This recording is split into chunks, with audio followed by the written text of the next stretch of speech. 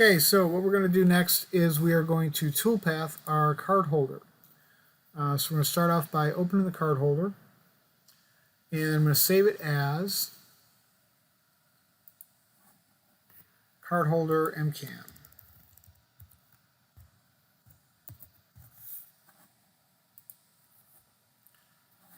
Okay. The next thing I'm going to do is load my MasterCAM for SolidWorks add-on. Do that by clicking on add-ins here, scroll down, select MasterCAM 220 for SolidWorks, or 2020 for SolidWorks. And we'll give it a minute to finish loading.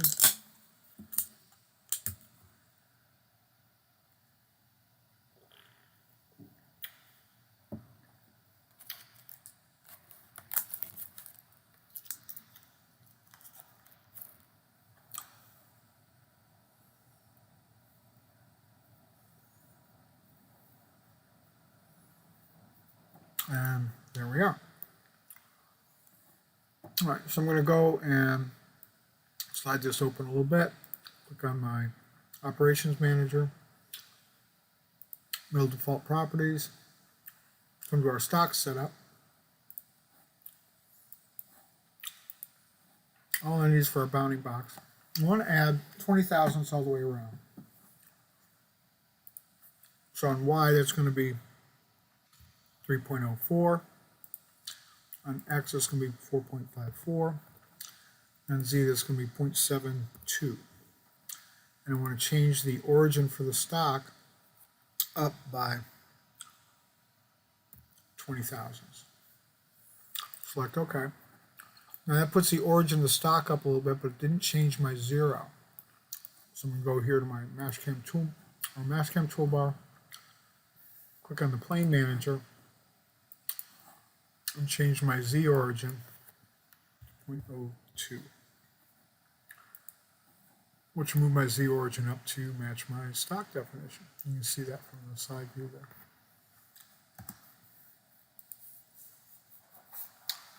Okay, first thing I want to do is face this off. 2D toolpaths, select the facing tool. The stock definition is good enough, so I'm just going to select OK. For the tool, I'm going to select from the library. Click on Filter. Make sure I have flat end mill selected. If I have everything selected like this, select None and Flat, and select OK. 3/8 is the biggest tool I can fit in my my bench mill, which is what we're going to mill this on. So I'm going to pick my 3/8 flat end mill. Double click on that. And next, I'm going to change my tool number to tool number 1. And I calculate to calculate my feeds and speeds. For the 3/8 tool, my spindle speed is pretty close, but I like to set these to integer values so that I know I've looked at it. So I'm going to say 24 for my feed rate, 12 for my plunge rate. Retract rate I don't really need to worry about. We'll set it to 12. We'll set our spindle speed to 4,000. And finish. And that just, by setting it to even numbers like this, it reminds me that I looked at it. Cut parameters, we're going to cut zigzag and high-speed loops. Stock to leave on floors we'll set to 0. We don't really need to do depth cuts. And for our linking parameters, for my depth, I'm going to set it to an absolute value.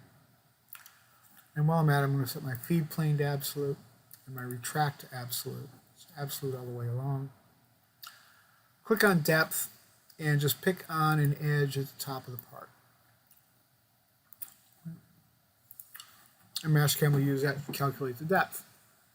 Now what you can do if you want these to be defaults is you just click on this button here and that'll save them as defaults. And once you've done this, you don't have to go back through it and set all the toolpaths again. And then every time you come to a facing operation, your defaults will be set up correctly. Last thing I want to do is go to coolant, turn my coolant on, select OK. There's my toolpath. Okay. Next thing I want to do is clear out this area in the middle here. So I'm going to pick my 3D high speed, and I'm going to pick area roughing. Okay. Now, and this is really important, it's really important to make sure you get all the surfaces. Okay, and just a window selection isn't going to be enough. It's going to leave some surfaces. So what I want to do is I'm going to come over here, and I'm going to turn on the this filter. This filter here is the bodies. I'm going to come here. I'm going to pick the solid body. That's what I want. I could also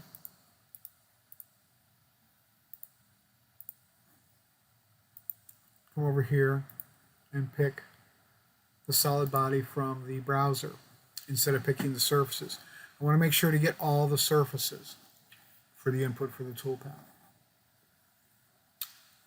Select OK. My wall stock I want to set to 0.02. That's going to be the amount of the material to leave on the walls.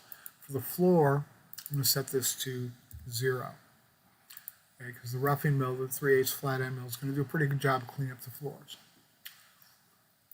Toolpath control, I want to cut from the outside. Okay, that's going to cut through these openings here, which is exactly what I wanted to do. For the tool, we're going to keep using our 3/8 flat. Stock is if I've done additional operations and I want to use the output from those operations for the next operation. It's called rest milling, and this is our rest material here. I'm not going to do that. Cut parameters. This is going to set my step down. I want to step down to 0.125, so 1/8 of an inch. And I want to add cuts. Adding cuts is really important because that'll get my bottom cut. Oftentimes this toolpath will miss that bottom cut if you don't have add cuts turned on. And then to make sure that the cuts happen exactly at the right place, on steep shallow, we're going to tell it to detect limits. That'll find all the flats that it wants to use there. Okay. For 3D toolpaths, linking parameters are all about the retracts. We'll leave that alone because that looks good. Our last thing is coolant. Make sure our coolant is turned on. Select OK. And there's our toolpath. And you see that it's making multiple passes in and out. The retracts are pretty high. Okay, we maybe don't want to retract quite so high. That's these yellow lines here. So let's go back in here and let's look at our linking parameters. And our retracts are set to our clearance plane of 2 inches. That's way higher than we really need. Let's set that to 0.5 absolute. That's much better. Select OK. Regenerate that toolpath. And now those retracts look a lot better. They're only going up about 0.5. And I don't need it to go up that high. And the machine goes pretty fast, but if I'm having to do all that extra travel, it's really not helping it. It's really not helping me out at all. All right. Since I still have the 3/8 tool loaded, let's go ahead and clean up the outside. So we'll do a 2D contour. I'm going to pick this bottom edge here. I'm going to turn on. I'm going to select propagate along tangent edges, so we'll go all the way around. Now, for these directional toolpaths like contours, I need to make sure I'm going the right direction, or the tool's going to cut the wrong side. So I'm going to click on the chains here. After I do a selection, this is what MasterCAM uses the input, changes the output that it produces for the toolpath. That's the chain it found, and the chain it found starts in a bad place. It starts in one of the vice jaws, and the tool is in the wrong direction. The tool is going to the inside of the part. So I'm going to flip this. The short arrow showing the tool is on the outside of the part. But the start is still bad. It's starting on an arc. So I'm going to go backwards. That's where I want it to start. I'm going to have a vice. I'm going to mount this in a vice. I'm going to have a vice jaw here and a vice jaw here. And because of the design of the milling machine, I have my tool changer mounted over here. So this is really the best place to do my entries from if I have to enter from outside the part. So that's what I'm going to do. Do my entry from over there. Select OK. That's with my 3/8 flat end mill. Stock to leave is set to 0. don't really need depth cuts. I'm only removing a few thousandths, 20 thousandths from the sides. I do want to do a lead in because it's a decorative, because it's because the lead in is going to leave an actual finish. I want to have an overlap. That gives me a cleaner transition. I won't get a witness mark on the wall. I want to do a little bit of a breakthrough, clean up the bottom edge, maybe 10 thousandths. And that should be everything. I want to make sure that I've got retract and feed set to absolute just for safety's sake. And I want to save those as defaults. I'll come over here to coolant, turn the coolant on, save that as default as well. Select OK. There's that toolpath. There's my lead in and lead out happening over there, right where I want them to happen. So, looking pretty good. All right. Next up, I'm done with the 3/8 tool. I want to clean this. I want to clean these bosses up. So I'm going to do another 2D contour toolpath. Propagate along tangent edges is turned on. I'm going to pick that edge there, and I'm going to pick that edge there.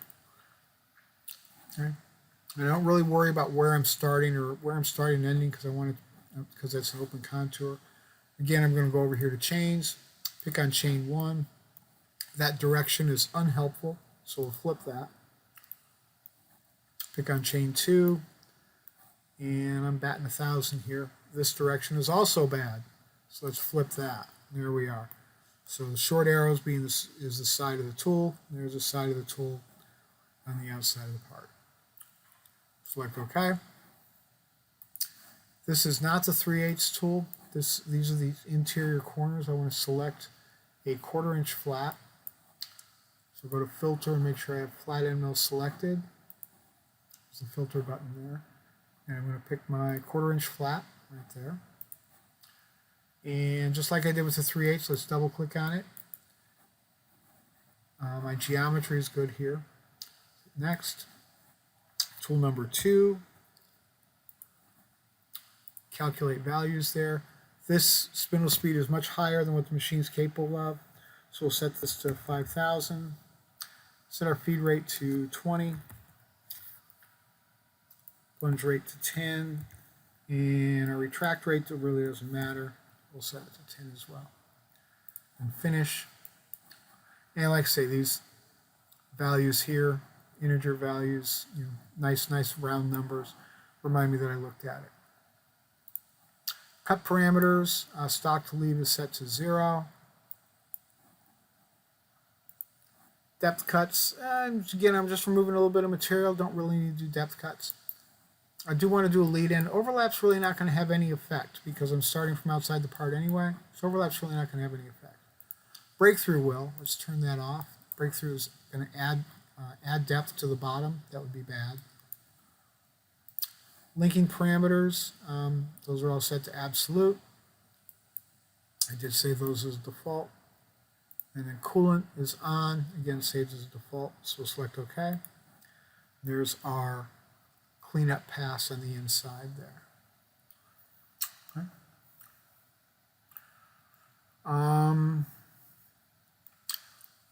And we can verify this. So we'll click Verify Selected Operations.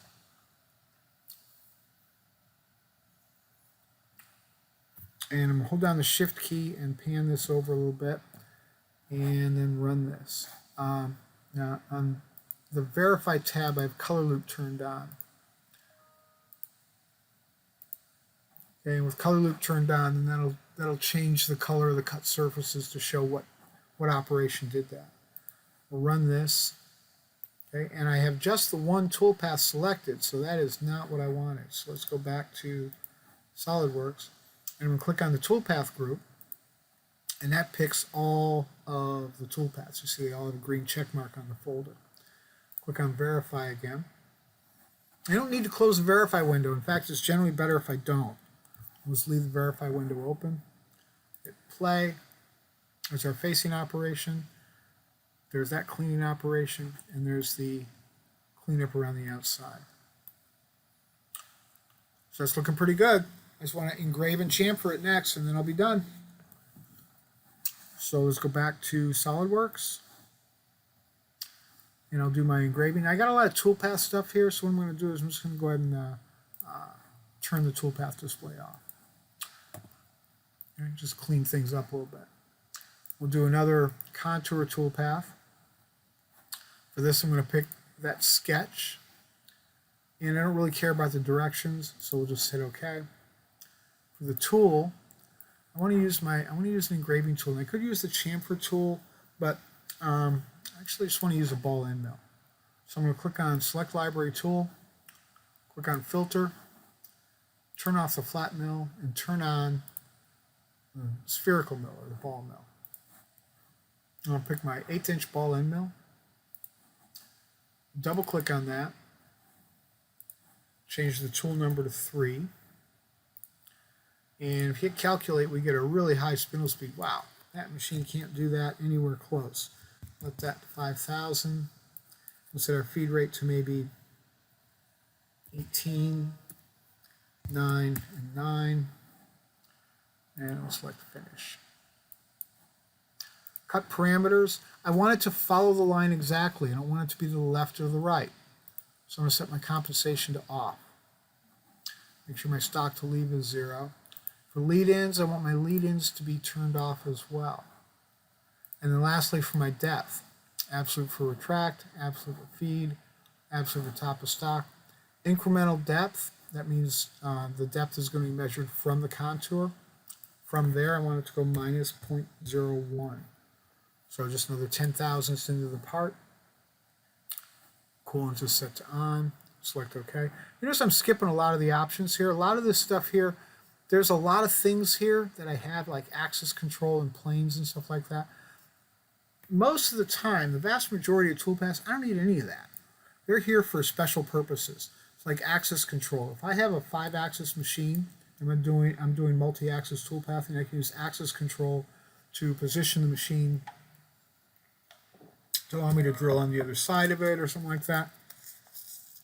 For a 5-axis machine, it'll allow me to control the method that I would use to rotate to a particular position. Planes allows me to do some multi-axis stuff as well. Arc and filter tolerance for surface toolpaths. Most of the time, you don't need them. You don't need them at all. You can just skip right past. Okay. Select OK. And there's our engraved toolpath. Right. And lastly, I want to do a chamfer. So chamfer starts as a contour. So I'm going to pick my contour toolpath. And then I get to chain. And let's see if I can chain the right direction this time. So we'll chain this one and this one. Chain them in 2 different directions. Let's see which one's correct. We're going to change chain 1. Chain 1 is wrong. Look at that. The direction's wrong. So let's reverse that. And I want the start to actually be here. So I want to bring this forward. Right there. That's where I want my start point to be for chain 1. So that'll put my lead and lead out right here. Chain 2, also wrong. I am batting 1,000. Flip that. I'm going to back this up. Right there. That'll put my start point right here. Okay, so this chain will have a start point here. This chain will have a start point here. That'll look really nice. Select OK. For the tool, I'm going to select, and I want to do chamfer mill, so I need a chamfer tool. Click on Filter,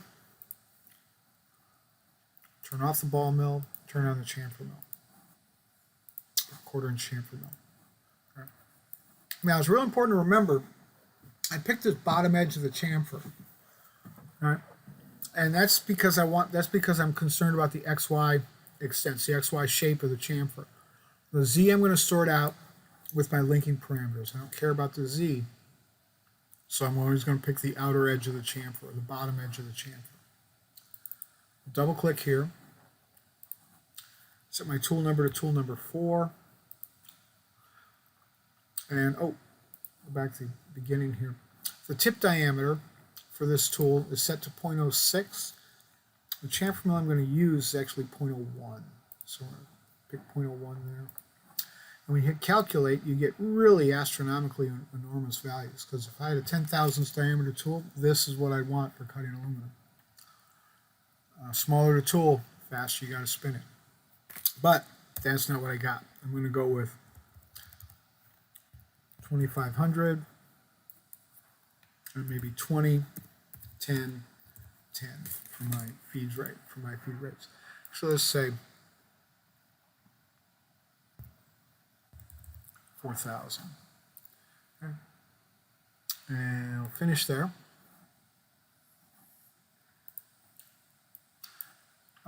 Cut parameters. Compensation is going to be in the computer. And it's real important. My contour type is a 2D chamfer. When I do that, I get to set my chamfer width to my bottom offset. Now, the chamfer tool, I picked a 45-degree chamfer tool. So the maximum depth on the chamfer tool is going to be half the diameter. So the maximum depth is going to be 1/8 of an inch minus the tip diameter. The tip diameter is 10 thousandths, but only half of that goes to the depth because it's 45 degrees. So our maximum depth is going to be 0.12, because 0.12 is going to be our maximum depth. So my chamfer width, my bottom offset, has to add up to no more than 0.12. My chamfer width, I actually want to be 0.05, and I'll say my bottom offset will be at 0.05 as well. And so when you add those together, bottom and top offset are 10 thousandths. Now if I'm going really close to an edge, I can set a top offset instead of a bottom offset and work off of the shoulder. If I want to chamfer this edge here, I might do that. So I get right up to the corner there, but I'm not going to do that.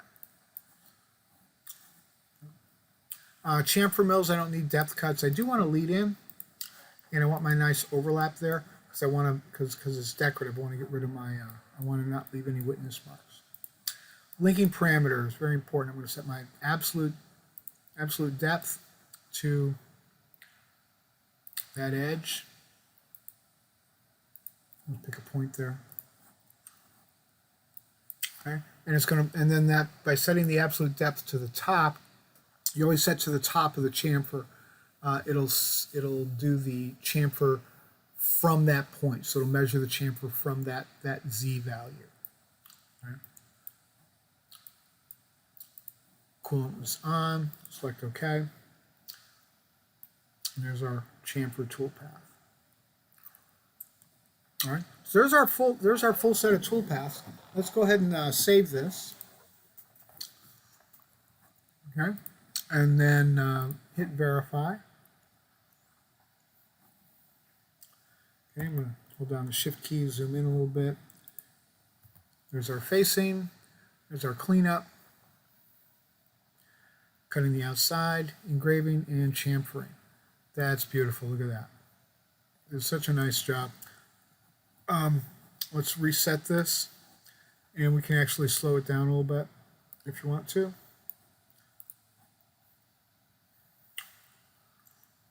This part's kind of boring.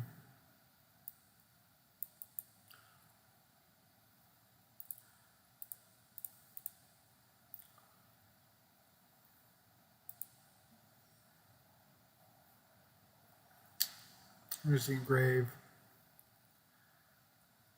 and chamfering. It looks pretty good. All right, so we'll go back to SolidWorks. And last thing I want to do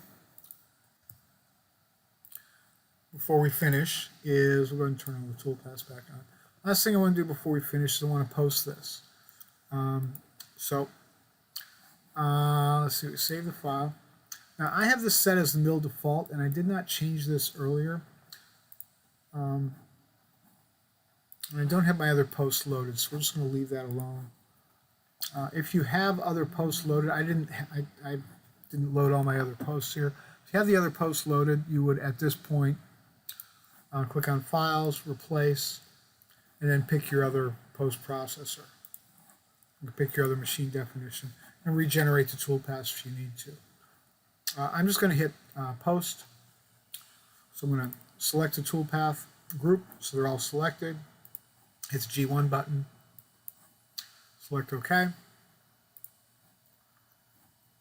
And we'll go ahead and put this on the desktop, save the file.